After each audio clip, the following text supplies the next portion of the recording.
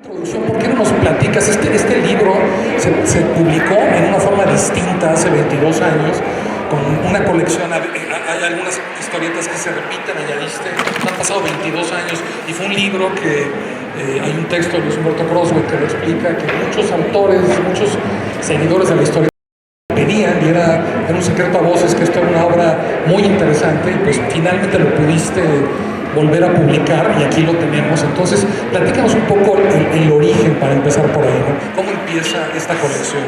De hecho, gracias, pues bienvenidos, gracias por su visita a la Feria del Libro, gracias. Sí, es una historia larga que data de 1998. En la edición actual aparece en la solapa la imagen en pequeñito de la portada de la primera versión de este libro. Fue en ese entonces, ya para 1998, este libro recopilaba 10 años de haber estado haciendo historietas, o sea, del 88 al 98, 10 años de historietas que había hecho, pues sobre todo de manera independiente, para algunas revistas, fanzines. El primero de hecho era un ejercicio escolar de cuando todavía estaba en la carrera. Y ya publicábamos una revista de historietas que se llamaba El Gallito Comics, que era una revista de historietas diversas con muchos autores, que tenía un tiraje muy pequeño, circulaba sobre todo en los ambientes medio alternativos de la época de la escena rockera de México en esos años, de los primeros años del rock en español. Las primeras portadas de esa revista, por ejemplo, tenían alusión a grupos de rock mexicano, El Personal, Tex-Tex, Maldita Vecindad, Café Tacuba, que eran grupos incipientes en esos años, y en esa marea, digamos, de contracultura medio marginal que se daba en esos años en México, mi generación, que estábamos todos más o menos alrededor de los 20 años, empezamos a hacer las historietas. Nosotros decíamos que queríamos hacer las historietas que nos gustaría leer, como que había una cantidad de temas y de estilos de dibujo que no encontrábamos en los puestos de periódicos, ¿no? O sea, nosotros habíamos nacido cuando era el declive de la época de oro de la historieta mexicana. Algunos de nosotros nos tocó Rarotonga, Chanoc, todavía muy de pasadita, La Familia Burrón, pero todos esos años como de la historieta mexicana viejita, digamos, que conocían nuestros padres y con los que habían ellos ejercido la lectura, ya había prácticamente desaparecido. Lo que nosotros podíamos encontrar en los puestos de periódicos era sobre todo los sensacionales, ¿no? Sensacional de luchas, el libro vaquero. Pero nosotros, como jóvenes lectores y como jóvenes creadores, pues no nos identificábamos con ese trabajo y empezamos a hacer nuestros propios temas. Hacíamos publicaciones pequeñitas, fanzines, fotocopias que se distribuían cuando se podía, en fin, y hacíamos ahí nuestros pininos, y empezó a publicarse esta revista dirigida por Víctor del Real, un editor independiente que se dedicaba a cuestiones de cultura sobre todo, y él emprendió el proyecto de la revista Gallito Inglés, Gallito Comics después, y bueno, así fuimos haciéndonos como autores de historietas, ¿no? Que contábamos lo que queríamos contar, hacíamos los temas que nos interesaban, pues cuestiones adolescentes, muy de cara a la realidad.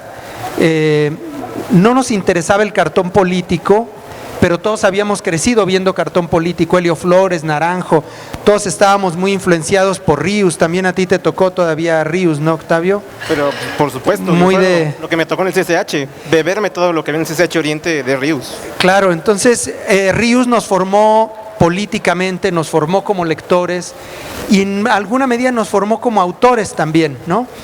Porque le dotó a nuestra creación, a lo que nosotros queríamos decir, de una intencionalidad que tenía que ver con nuestra realidad, ¿no? No necesariamente política. Mis temas, ustedes lo podrán ver si gustan hojear el libro, podrán ver que los temas que a mí me interesan son temas pues mucho más íntimos, digamos, asuntos de pareja, la violencia familiar, la violencia urbana, temas como de una cotidianidad más íntima, digo yo, ¿no?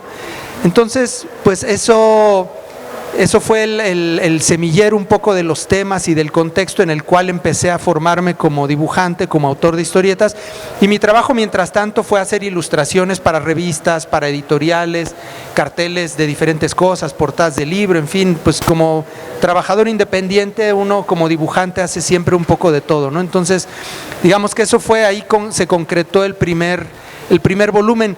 Yo le sugería a Víctor del Real que si podíamos empezar a hacer con la revista de Gallito Comics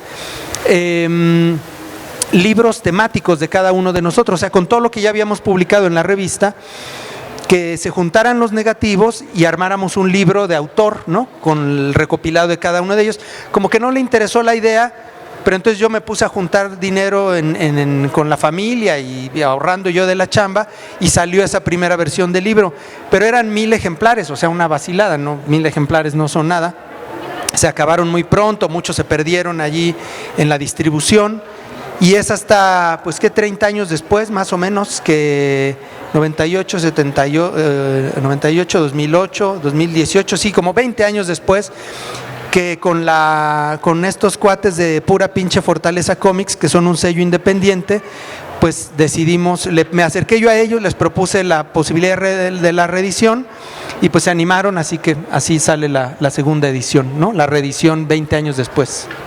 Y esto que cuentas, que es muy claro, el hilo temático de 22 años de historieta, en realidad, como ya dijiste, este interés por la pareja, los espacios íntimos, la violencia de la ciudad, ¿por qué no nos cuentas alguna de estas? Son como 25, 26, ¿no? 39 historietas. 39 historietas. Hay un par que a mí me gustan mucho, pero me parecen, lo primero que te diría es que el golpe, mi primera lectura fue muy textual. O sea, veía las imágenes, que son muy atractivas de veras, como dice Ricardo, además mezclando blanco y negro y color, hay de todo, pero el texto me pareció muy potente, ¿no? Yo aquí les voy a leer nada más esta historieta, que son 4 páginas, se llama La noche, el miedo, y el texto es un poema, y creo que hay varias de estas historietas que yo las leí como un poema, y después le puse atención a las ilustraciones, pero pensando, y esta es mi lectura idiosincrática y personal, que yo las hubiera ilustrado de otra manera. Porque escuchen el texto un poco para que se den una idea. Ahora les enseño la página, pero estas 3 páginas leen así: la noche es hostil. Es hostil porque es larga, es fría. La soledad en ella parece aún más desnuda, descarnada. Las cosas se asientan en su sitio y crujen. Un hombre se asoma a una ventana y contempla la nada. Dentro de la habitación, una mujer se desprende lenta e irremediablemente de su sangre. La niña llora a solas, escondida en un closet. Una familia de músicos, en la peor esquina de toda la intemperie, se compacta contra sí misma y mastica lentamente la hostia amarga de su hambre. Aquella mujer, con sus 3 hijos, sale de entre las sombras y echa a andar hacia ningún lado. Un perro se arrincona, tembloroso, y percibe la muerte trepando por sus huesos.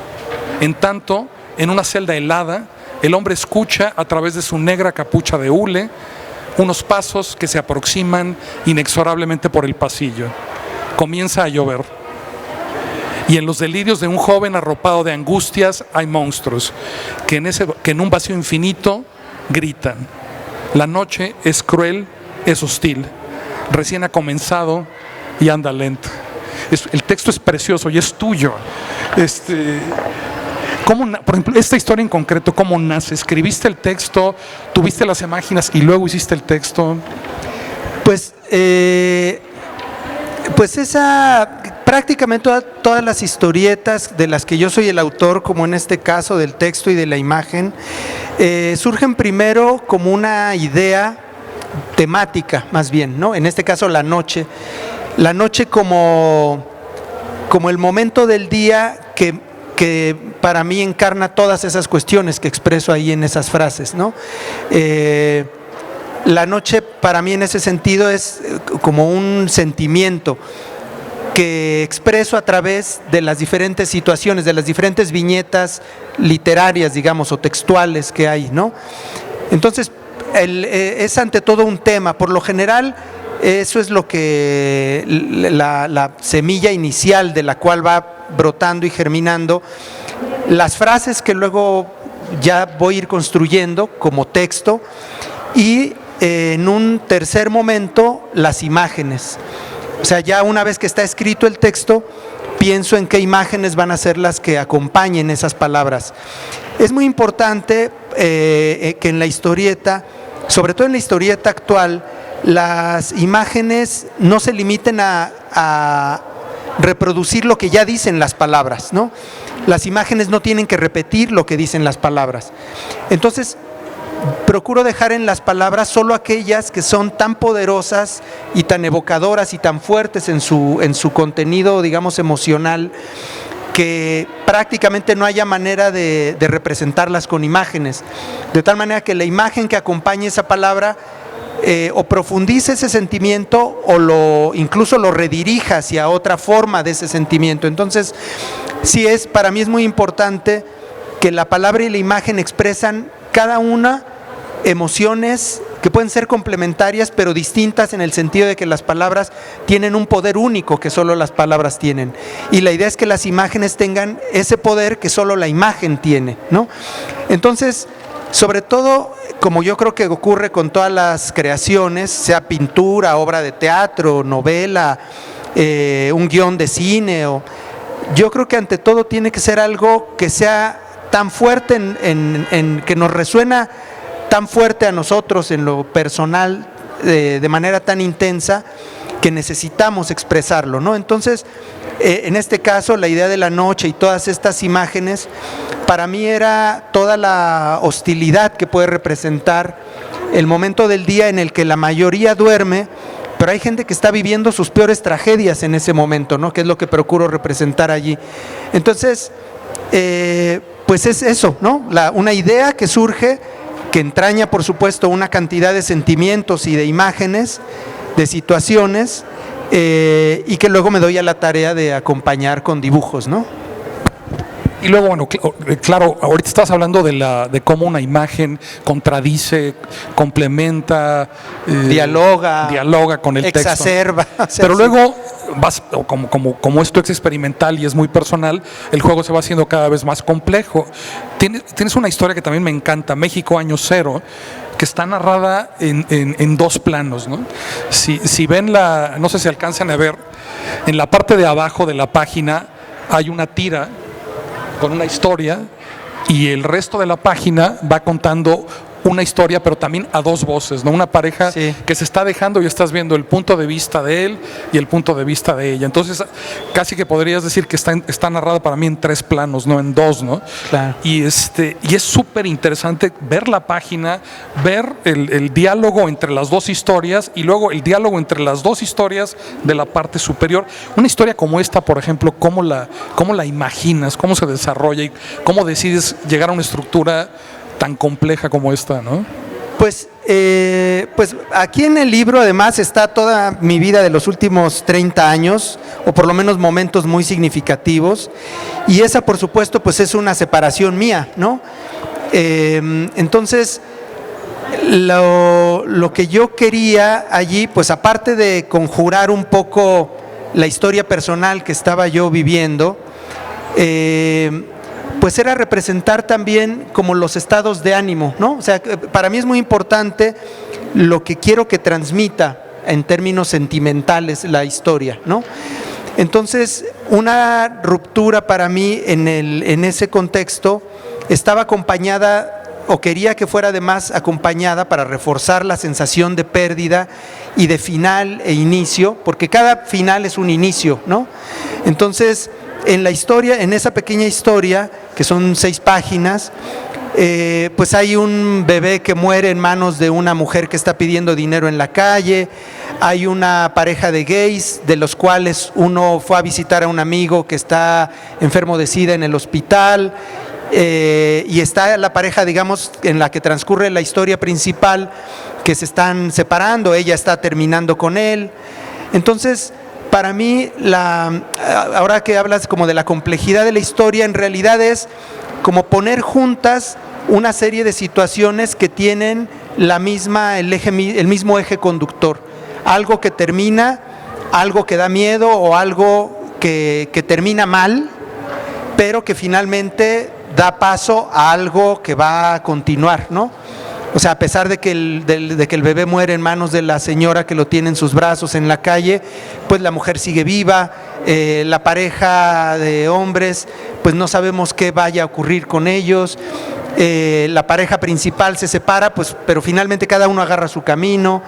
Entonces, pues digamos que no me planteé la complejidad en términos estructurales, sino que fue una consecuencia de una decisión de querer poner juntas cosas que se ayudaran entre sí a reforzar el sentimiento que quería expresar, ¿no? Entonces, ¿cómo le añado o qué le añado a esta historia para que fortalezca el sentimiento de desolación o de preocupación o de angustia o de tristeza que siente la pareja principal? Cada uno de los personajes que están ahí presentes está angustiado o tiene miedo de algo que está pasando, que le está pasando y que no sabe qué hacer con esa situación, ¿no? Entonces, de allí surge esta dificultad a la que se están enfrentando todos, y por eso la tirita de abajo, la tirita que aparece abajo, es a la vez una metáfora, ¿no? O sea, es un personaje como un payaso, vestido de payaso, que entra a escena y empieza a malabarear con sus clavas de malabarista. 1, 2, 3. Y entonces cada vez malabarea con una más, hasta que llega un momento en que son tantas que se le caen, porque más así me sentía yo, ¿no? O sea, mi sentimiento personal de vida, de lo que me estaba ocurriendo en la vida en ese momento, era una sensación de que tenía demasiadas cosas, estaba malabareando con muchas cosas y de que eso siempre algo se te acaba cayendo, ¿no? Y es que me parece un ejemplo perfecto, no solo de tu trabajo, sino de lo que el cómic hace, que solo el cómic puede hacer. O sea, como en una página, solo en el golpe de una página, entiendes perfectamente que eso es lo que está pasando, ¿no? Que todas estas historias están conviviendo en un mismo espacio y que adicionalmente hay un comentario sobre todas, que tiene que ver con el azar, con la dificultad de ir manejando la vida como se nos va dando, que es cada vez más compleja y nunca se soluciona, y no hacemos más que acumular complejidades.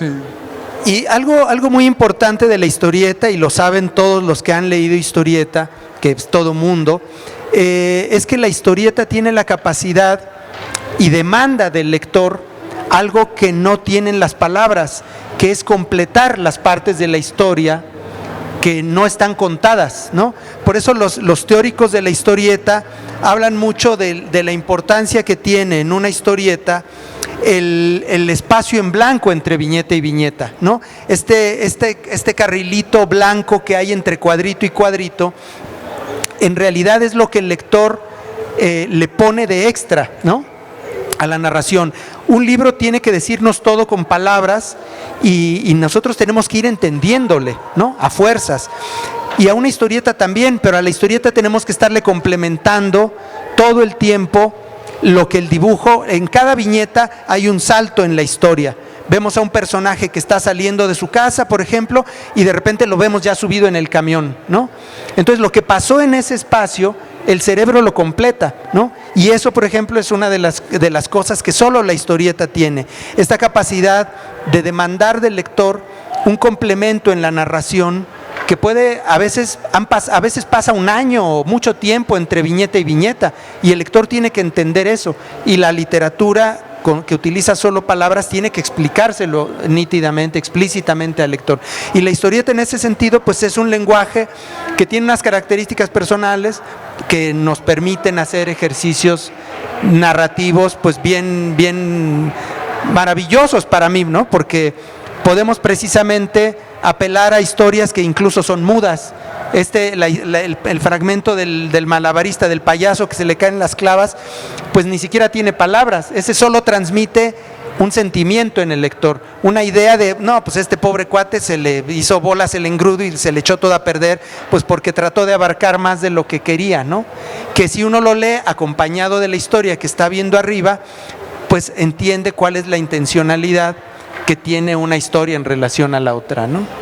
Creo que Octavio quería decir algo. No, digo, es que eso que estabas diciendo ahorita, Ricardo, exactamente poner en viñetas o en dibujitos exactamente lo que quiere, lo que dice el texto, es un error de novato, creo yo. Claro, el propio claro. cine y la propia historieta lo dicen. Si ya lo estás poniendo en dibujos, si ya lo estás narrando con dibujitos, ya no lo pongas en texto, ¿no? Claro, claro. Ve por otro canal, pon otra cosa, no lo sé. Insisto, es como de primer año, pues, ¿no? Sí, la cosa es que crecimos y la literatura y los libros ilustrados durante muchos años tenían esta condición de creer que la imagen era solo adorno, ¿no? O acompañamiento. no. Las primeras novelas de aventuras que yo leí de joven, las novelas de Salgar y de Julio Verne, tenían imágenes cada tanto en algunas páginas, pero eran imágenes que se limitaban a reproducir alguna parte de la historia nada más. Textual, ¿no? Y se pensaba que la historieta, por lo mismo, era una lectura para niños o para analfabetos o para gente que le costaba trabajo leer cosas serias, ¿no? Digamos, o cosas Serias, importantes. Como que, ¿lees monitos? No, pues entonces quiere decir que eres como menor de edad, ¿no? No. Es como, pues manejas bici, pero le tienes que poner llantitas a la bici para no caerte, ¿no? Como si la imagen cumpliera ese papel de facilitar a alguien minusválido o incapaz de leer algo serio o importante. Entonces ponle muñequitos para que se entretenga, ¿no? O para que se divierta, o para que... Y en ese sentido, pues efectivamente la historieta y la narrativa gráfica, creo que uno de los desarrollos más importantes y más valiosos que ha tenido en los últimos años es precisamente la condición de que la imagen tenga un valor tan importante como el que tienen las palabras, ¿no? Incluso ni mayor ni menor, sino que simplemente, y además la historieta, al igual que algunos libros ilustrados, no hay manera de leérselos a alguien por teléfono, por ejemplo, a diferencia de una novela. Una novela se la puede uno leer por mensajes de voz a la novia o a mi amigo o a mi hijo, lo que sea, pero una historieta no, un dibujito no lo puedes platicar, ¿no? Entonces la historieta hay que verla, o sea, sí tiene que ser un acto absolutamente presencial, ¿no? Claro, claro. Entonces eso, pues creo que es importante destacarlo, sobre todo siempre me gusta comentar esto en los contextos de las ferias del libro, porque los adultos tienden a menospreciar los stands de libros ilustrados, porque piensan que, a ver eso, no son libros ilustrados, entonces es para niños y no me incumbe, ¿no? O sea, como que no va a haber nada allí que me interese porque pues son libros con muñequitos, ¿no? Bueno, para comenzar que presentamos ahora y el de Octavio del que hablaremos ahora, son libros para adultos en el sentido de que demandan del lector pues una historia de vida que te permite entender, pues por lo pronto, por ejemplo, guiones en donde parejas se separan, o sea, son temas que no es que estén prohibidos para los niños, sino que sencillamente un chavito de 10, 12 años puede no interesarse por la mayoría de estas historietas, porque probablemente sean temas que no le digan necesariamente algo que con lo que se identifique, a diferencia de lo que sí seguramente pasaría con un adulto. Lo mismo pasa con la historieta de Octavio, que es un trabajo de una línea de historieta que se ha desarrollado además mucho en los últimos años, que es de historieta como periodística y testimonial. Y es una historieta que habla, por ejemplo, sobre las policías comunitarias en Guerrero, un tema además de enorme actualidad. Así que, pues sí, eso me gusta comentar en las ferias del libro, ¿no? Que como lectores ustedes se permitan recorrer los stands de los libros ilustrados y ojéenlos sin miedo, porque seguramente van a encontrar muy gratas sorpresas, y además cómprenlos aunque no tengan hijos. Si los leen y además se lo quieren regalar a algún niño, a alguna niña conocido o así, también, ¿no? Pero no tengan miedo a comprar libros ilustrados para consumirlos ustedes como adultos, ¿no? Eso creo que hay cada vez más oferta y más variedad y más calidad de oferta en los libros ilustrados, ¿no? Digamos que eso sería con lo que cerraría por lo menos esta parte, ¿no? Que se permitieran recorrer los libros ilustrados.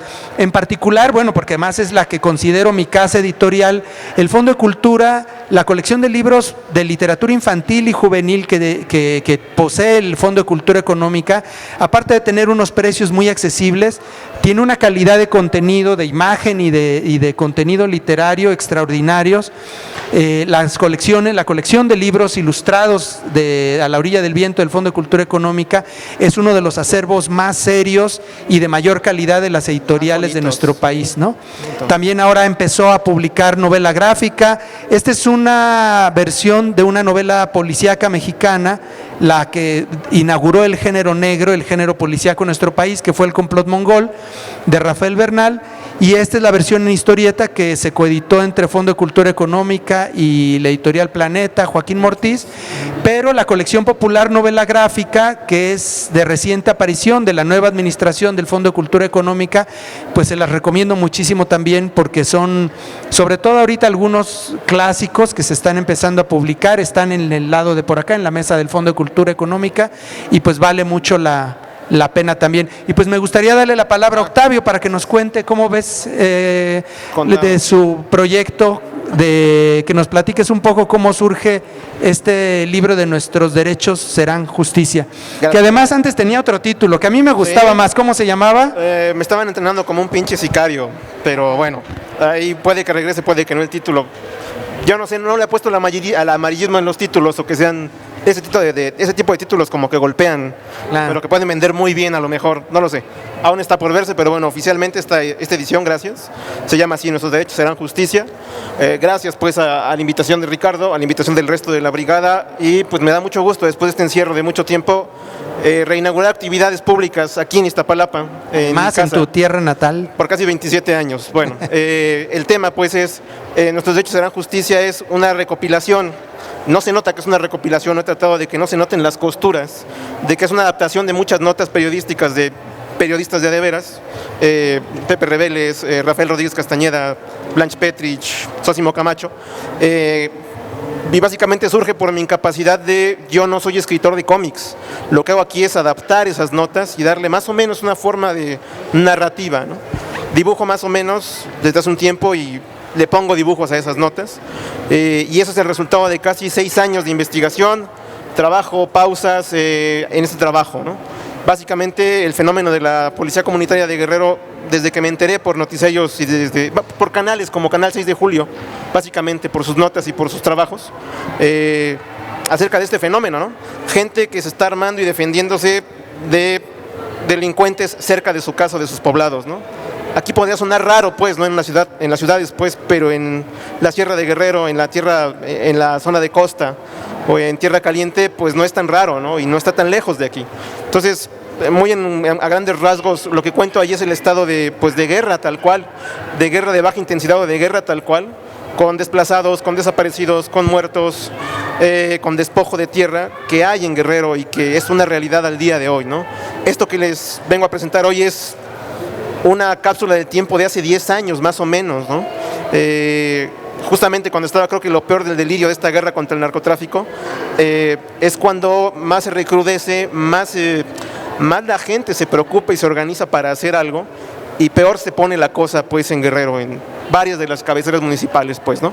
Entonces, Pero además son conflictos que siguen hasta la fecha, ¿no? Claro, De hecho. pues sí, se siguen atomizando todavía más, ¿no? Digo, justo cuando estaba acabando de cerrar las últimas páginas en 2018, me estaba dando cuenta de que lo que ya estaba contando ya estaba cambiando.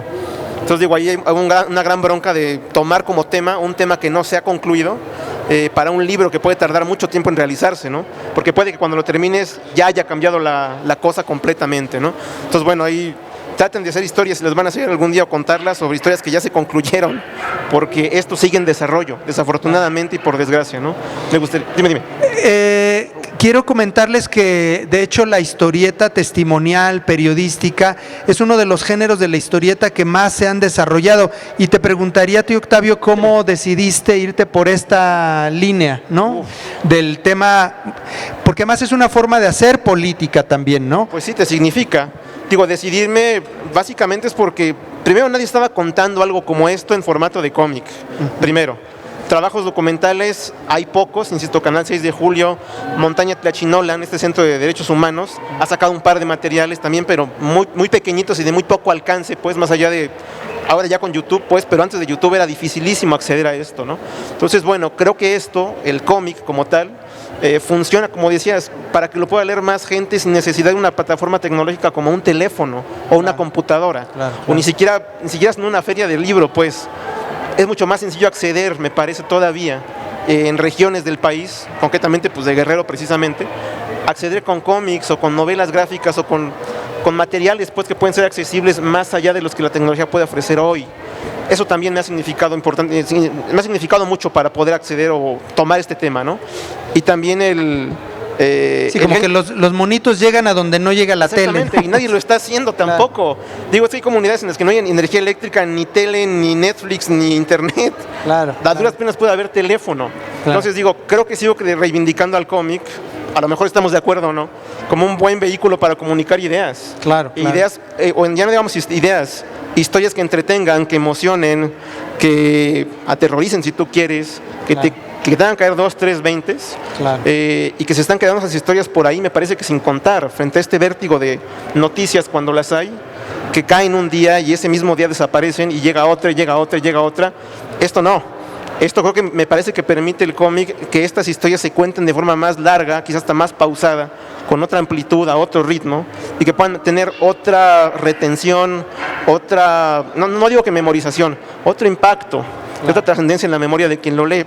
Por ahí van los tiros de por qué elegir esto. Y te digo, pues nadie lo está haciendo. Y digo, tampoco creo que es un éxito de negocios hablando de historias, Claro. pero alguien tiene que contarlas. Claro. Es por eso, básicamente. Sí, es también una decisión ética, ¿no? O sea, También. no solo una decisión profesional y temática, sino también una decisión ética de a qué cosas le pone uno imágenes y a qué cosas le pone uno interés, porque finalmente el papel acaba siendo memoria, ¿no? Entonces el hecho de que una historia de zonas del país que no están en el foco de lo que está ocurriendo en la ciudad, pues acaba siendo una contribución a que esa historia no se pierda también, ¿no? Pues sí, digo que al final del día, ahí es donde creo que puede ser un poco no contradictorio, pero digo, mucho de lo que está ahí, les digo, son historias narradas por periodistas en sus medios, en su momento. Pero también yo apelo a la ficción. Claro. Digamos que si esto fuera cine, sería una docuficción, por así decirlo. Porque hay notas que, pues yo no sé si existió fotografía, no sé si hay material fílmico o en video o algo. No, si existe yo no lo tengo. Entonces entra la parte de recrear literalmente segmentos y páginas que no sé si ocurrió realmente así, pero a partir de fotos, a partir de los testimonios, a partir de los trabajos periodísticos, recreo, ¿no? Y digo, ahí intercalo también finalmente textos que son literalmente copia y pega de las notas de los periodistas. Entonces ya está hablando alguien que a lo mejor en la nota no tiene rostro porque ni hay foto, ¿no? O no hay ni video. Entonces me tomo esa licencia, discúlpenme de verdad, de ilustrar esos segmentos, claro, con cosas que me figuro. Digo, no conozco Guerrero, también les aviso. No he ido nunca a Guerrero como tal, pero finalmente me baso en el trabajo del historietista. Documentas lo que no conoces, hasta la saciedad, pues, ¿no? Que si esto es así, bueno, se ve así de esta fotos, forma. documentales, exactamente, video lo que sea, como tal, videos. ¿no? Digo, es la manera clásica de trabajar haciendo cómic hasta donde tengo entendido, ¿no? Claro. Sé que puede haber más maneras, pero bueno, ahí yo no innovo mucho en cómo se cuentan las historias, quizá como lo haces tú, Ricardo. Soy quizá más duro o más directo al final del día a la hora de contar esto, ¿no? Estoy finalmente empezando a agarrar mi cancha, este es mi primer trabajo de largo aliento, y la idea, bueno, es no replicarlo, pero continuarlo con otra cantidad de historias que no saben ustedes, hay por ahí que no se están contando, me parece, y que son verdaderamente interesantes. Eso. Y tu proceso, como le preguntaba a Ricardo, estás dibujando, estás documentando, como ya nos explicaste, en periódicos, en documentales, pero en ese momento estás dibujando, ya empiezas a definir la estructura de la narración secuencial, o en qué momento empiezas a dibujar, ¿no? Digo, sí, cuando leo algo empiezo a figurar, esto está re bien para una secuencia que tiene que verse esto y esto, cuando empiezo a leer o cuando escucho la nota. Porque más aquí tú pudiste elegir los textos que querías ilustrar. O sea, no hubo alguien que te diera el guión, Octavio, ilustra esto. No. Entonces, de todo lo que leías, decías, este reportaje, esta parte de este reportaje está ilustrable, está bueno dramáticamente para que tenga monitos, ¿no? Sí, digo, después de la lectura, y no de una, sino de muchos documentos o muchas notas, es cuando empiezo a ver, esto puede servir para esto. Esa fue, creo que la parte previa de trabajo, o lo que yo llamaría la parte de la mesa de producción previa a ponerme a dibujar nada, ¿no? ¿Qué notas? ¿Cuáles van a entrar? ¿En qué momento? Esta puede funcionar para esto no estoy seguro. Y ahí empiezo a dibujar, como decías, aquí, en la mente, pero hasta que ya me pongo yo enfrente de la computadora, porque yo no dibujo en mesa como quizá lo haces tú, Ricardo. Yo lo hago directamente en computadora, no hay una página que exista como tal. Es cuando yo empiezo a ya armar de una manera muy rápida, muy esquemática, nada como queda al final. Los cuadros, quién tiene que aparecer, qué tiene que aparecer. Pero discúlpenme, antes de eso, primero pongo los globos de texto. Y después de los globos de texto, con todo y la puntita esta, los deltas pues que tienen los globos, es ya después dónde van a caer los dibujos. Cuántos, qué, detalles sobre qué cosa, si aquí hay espacio como para extendernos y encontrar cosas que no está diciendo la nota, o que no la está diciendo claramente, pero a lo mejor implícitamente sí lo dice. Si es la ciudad lo que queremos ver y que no dice finalmente el texto, en tal ciudad, en tal lugar ocurrió esto, o el lugar donde ocurrió tal juicio se veía de esta forma, no lo dice, ¿no? Entonces también ahí digo, aquí tiene que haber espacio, y aquí ya más bien por ritmo, y por no cansarme, no yo dibujando, sino no cansar a quien me esté leyendo, qué más poner, qué más contar más allá del propio texto, ¿no? Que hable del entorno, de lo que ocurre, cómo está vestida la gente, si hace calor o si hace frío, si es de día o si es de noche, si está la gente atemorizada, si está expectante a que algo ocurra. Eso no lo dice la nota. Entonces más bien yo empiezo a figurar cosas alrededor de esa nota como tal, ¿no? Te estoy hablando de las primeras 6 páginas de mi libro, ¿eh? No te cuento más, ¿no? Y todo el libro o las 100 páginas que lo componen fue un ejercicio de esto, ¿no? O sea, el texto nada más te da como para llenar 2 globos o 3 a lo mejor. Y el resto me parece que toca figurar y contar más cosas que a lo mejor en otras notas lo cuentan, pues, pero no cabe finalmente decirlo ahí mismo. Entonces, sin texto, pones tal cual o ilustras algo de otra nota dentro de la propia narrativa que ya traes o la secuencia que estás poniendo. Es una información sobre lo que sentían las personas o el ambiente, la descripción de la noche, del lugar y eso, a lo mejor viene en un documento diferente del que en sí estás ilustrando. Sí. Y entonces ya tú lo unes y es tu trabajo de narrador visual. Exacto. Digo, todo esto que les estoy contando así de rápido, lo tuve que hacer en 5 meses más bien, que fue el cierre de edición de ese libro, ¿no? Digo, no ha sido el mejor proceso, pero lo cierto es que habla también del lugar donde hacemos cómic. No hay una industria de cómic en este país. Entonces, bueno, esto me lo han editado en el extranjero y con límite de tiempo, ¿no? Entonces, todo el trabajo de esas 100 páginas hubo que hacerlo a marchas forzadas. Esto mismo que a lo mejor suena como a ocurrencia, pues probablemente ocurrió de tal forma, porque en la prisa y en el vértigo de poder contar todo lo que quería en ese tiempo tan limitado, ya no digamos las páginas, nada más en el tiempo que me dieron para cerrar el libro, hubo que hacerme de recursos. Me hubiera gustado hacerlo con más calma, tomarme a lo mejor no 4 meses, sino a lo mejor el triple de eso. Pero la historieta siempre ha tenido esa característica, ¿no? De ser hecha siempre porque nos hemos muy dejado. a las carreras. No, porque pero nos es que hemos dejado. Cuando o sea, además es que históricamente la historieta pues se hacía para los periódicos y ahí el tiempo era crucial. O sea, la tira siguiente había que hacerla para el próximo domingo. Para mañana. Bueno, de hecho, México Para es ayer. uno de los países que ha tenido un diario de historietas, que ha tenido diarios de historietas. En la época de oro de la historieta mexicana había periódicos que tenían capítulos diarios, como si de telenovelas se tratara, y se dibujaban a marchas forzadas. Era como el Netflix de aquellos años. Sí, Así. sí, de manera brutal, ¿no? Sí, Entonces sí, la historieta es un lenguaje de por sí que tiende a dibujarse rápido. Yo las historietas que yo he hecho por lo general he dispuesto un poco más de tiempo porque no tienen plazos así de guillotina para editoriales o algo, la mayor parte de ellas. Como que las hago por mi gusto y cuando quiero. Pero eso pues da cierta flexibilidad, pero Sí, pues no. sí, por lo general siempre ha sido así, ¿no? Digo, ¿por qué ha sido así? Quizá porque no hay industria como tal.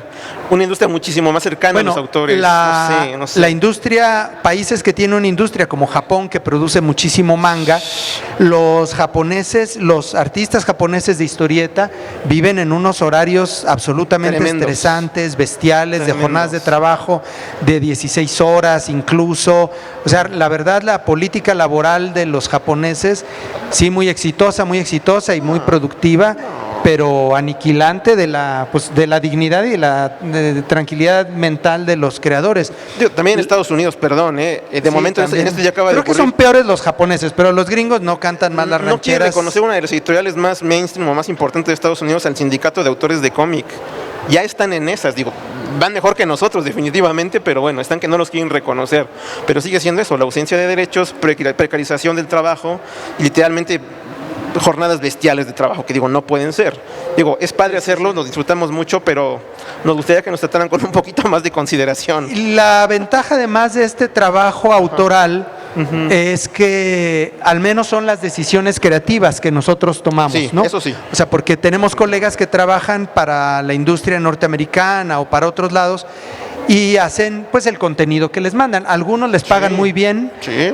ganan en dólares y gastan en pesos, con lo cual pues la relación Les rinde. trabajo-ingreso es conveniente, les favorece, pero también, bueno, no hacen necesariamente lo que les gusta y no hacen sus historias, no cuentan lo que ellos quieren contar, ¿no? Claro. Que es una diferencia del trabajo que estamos Sí. compartiéndoles aquí el día de hoy, ¿no? Que en eso coincidimos totalmente, ¿no? Digo, se puede decir, haces cómic, uy, estás lejos de la tranquilidad laboral. Haces cómics de autor, te alejas un poco más de la tranquilidad laboral. Haces cómic de autor y aparte te metes con temas rasposos, espinosos y feos, Claro. estás todavía más lejos todavía, ¿no? Entonces digo, yo no tengo vocación de mártir, ¿no? Ni vengo aquí a tirarme al suelo. Me gusta mucho hacer esto, definitivamente no me veo haciendo otra cosa, no como un ser feliz pues y pleno, pero definitivamente digo, hacer trabajo de autor, a hacer trabajo por encargo, prefiero mil veces hacer trabajo de autor, aunque se gane poco o se vea lejos. el Por lo poder menos ganar estar algo, ¿no? haciendo lo que nos gusta, Pues ¿no? sí, Y lo que definitivamente. queremos. Definitivamente.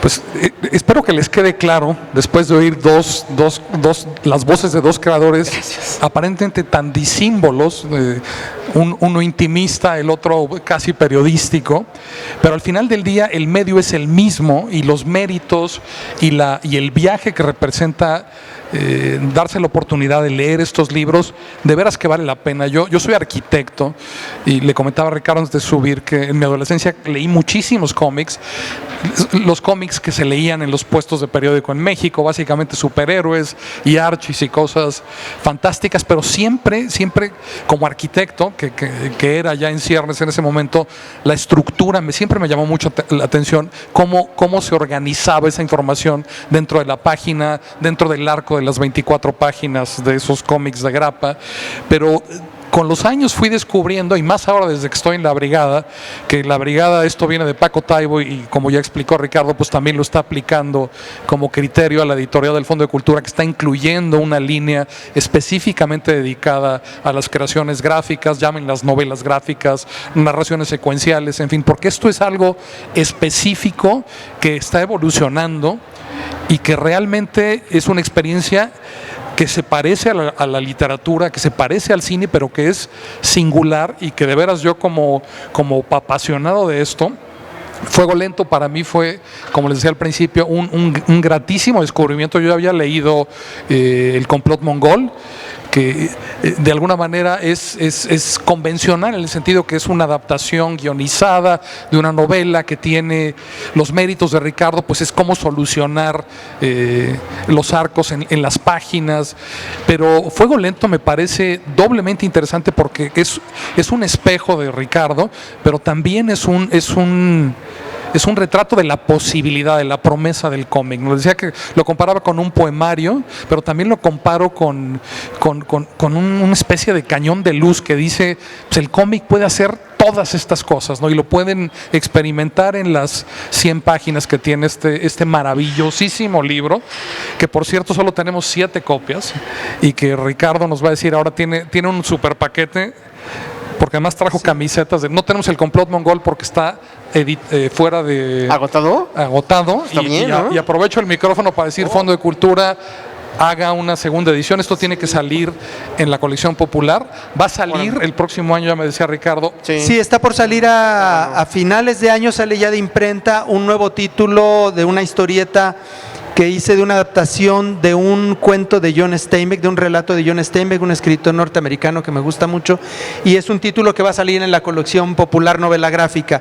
Okay. Por lo pronto pues está el Fuego Lento, esperemos que el complot pues acabó relativamente pronto porque Está chido. apareció en 2017, fueron 6,000 ejemplares y prácticamente está agotado. Cámara. Entonces, si lo ven por ahí, pues cómprenlo porque ya son los últimos ejemplares. Y de aparecer una siguiente edición, aparecería ya no en esta versión en pasta dura, tan mona, tan bonita como salió la primera vez. Ahorita el Fuego Lento que está presentándose por acá lo traemos en un paquete, el libro solo en 200 pesos, su precio normal es de 300, pero la posibilidad que da el traerlo directamente el autor pues permite hacer el descuento que se queda a la librería, entonces ese descuento ustedes se benefician de él y lo pueden comprar por 200 pesos. Ahí en el puesto de la brigada, ahí donde Lalo y Rosita están levantando la mano en este momento, justo ahí detrás. Ahí se puede conseguir. Y en paquete, si quieren, salió la edición de la playera, que es la imagen de una de las portadillas del libro, y el paquete de playera y libro está en 350, las dos cosas, si quieren llevarlos. Hay también playeras de las del complot del Filiberto García. Vean nomás qué chulada, y además firmada por atrás, es una chulada. De esas también hay playeras por allí señor policía. con la brigada. Y el libro de Octavio, que es el de Nuestros derechos serán justicia, ese está en 300 pesos, edición artesanal, son 100 piezas, quedarán unas 15. Están firmados los ejemplares por Octavio, están numerados, es una edición especial que se hizo, está editado en España y son ejemplares que le enviaron al autor porque ganó un concurso de... El primer concurso de novela gráfica internacional. La Pobla de Farnals, un municipio de Valencia que se le ocurrió hacer un concurso de narrativa gráfica, me favorecieron con además, ese premio. Modesto Octavio, no lo mencionó desde el principio, lo comento yo, es una historieta ganadora de un premio internacional en España. Así que bueno, traes un par de ejemplares que son los que quedan. Y también este otro cómic pequeñito de Mercado Negro, ¿cómo se llama? Ya el último anuncio rápido. Historia de México X, básicamente es una postal de 3 tiempos dentro de la llamada Guerra Sucia, esta que tanto se menciona últimamente, con 3 testimonios. Básicamente es eso. Son testimonios de la época de la violencia política, del echeverrismo, ¿no? Más o menos. Ándale, 70-73, básicamente. Son testimonios de guerrilleros y de gente que participó en la actividad política de esos años que Octavio convirtió en historieta. Ya hay un segundo volumen, próximamente ya lo tendremos impreso, pero bueno, físicamente además, solamente eso. Chambeador el Octavio. Pues tiene que salir, ni modo. Iztapalapeño, orgulloso iztapalapeño, además, Octavio Jiménez. Hay que apoyar al talento local, eso es importante. Claro. No, a los cómics buenos, nada más. Si no les gusta, no se lo lleven. Sí, no es obligación por iztapalapeño, sino porque es de gran calidad. Eso sí. Pues estamos prácticamente terminando, ¿no, José Ramón? Nos quedan 2 minutitos más. Quisiera nada más aprovecharlos para recordarles que además, ya hablaron de todas las ofertas, 200 pesos para que se lleven una antología de 22 años de trabajo de Ricardo, pero también, si no tienen los 200 pesos, si tienen 10, 12 o 15 pesos nada más, en el stand del Fondo de Cultura Económica. ¿Los tenías por allí o ya se los llevaron? Te los di, los tienes, ¿tienes tu maleta ahí? A ver. Se los enseño, porque se los di a Ricardo para que me los firme, que es la otra ventaja de que... No están allá abajo en esa mesita. Digo, estos son los 7 títulos de la colección Vientos del Pueblo, que son como cómics, son de grapa, son cuentos ilustrados. Ricardo, han salido 55 a la fecha, y Ricardo ha ilustrado 7 de ellos. Todos distintos y maravillosos. También aquí van a ver, si compran los 7, pues el rango de estilos, porque como buen creador y como son textos tan distintos, hay un texto Loxchila, que es un texto, una crónica periodística de Fabricio Mejía Madrid, hay un cuento de Juan Villoro maravilloso, Yo soy Fontana Rosa, que bueno, les enseño.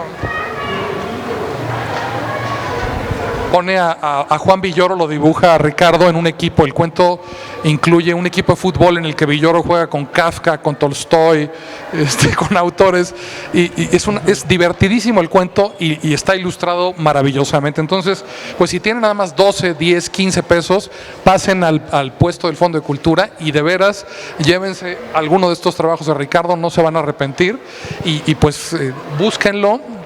Ricardo, yo nada más te agradezco este espacio. Octavio, gracias por estar hoy con nosotros. Al contrario. Un gusto, gracias. Pues la invitación a que recorran los libros ilustrados, que se permitan perderse un poco entre ellos, que ojeen las publicaciones que traemos hoy para proponerles. La colección Vientos del Pueblo vale toda la pena.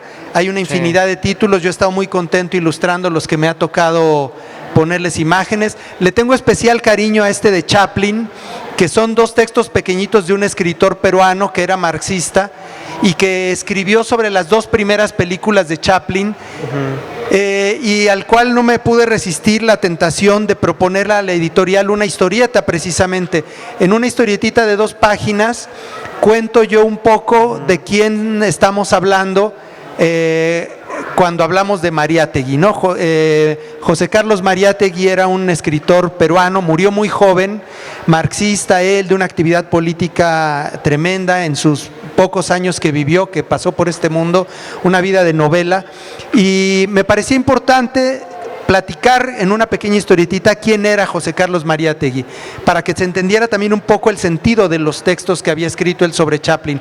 Les digo que a este le tengo yo especial cariño, 12 pesos, pero la verdad es que cualquiera, me encanta también el de Villoro, el texto de Rosario Castellanos que me tocó ilustrar, el de... Relámpagos de agosto, ¿no? Los convidados de agosto. Convidados de agosto. Los relámpagos son Es el de Ibargüengoitia, claro. Bueno, la oferta ahí está. Eugen, también las publicaciones de Octavio. Gracias. Ha sido un placer estar con ustedes, con la brigada, con la gente de aquí de Iztapalapa, y pues nos seguiremos viendo por allí. Muchísimas Mucho gracias. gusto, muchas Muchas gracias. gracias. Muy buenas noches. Por su tiempo.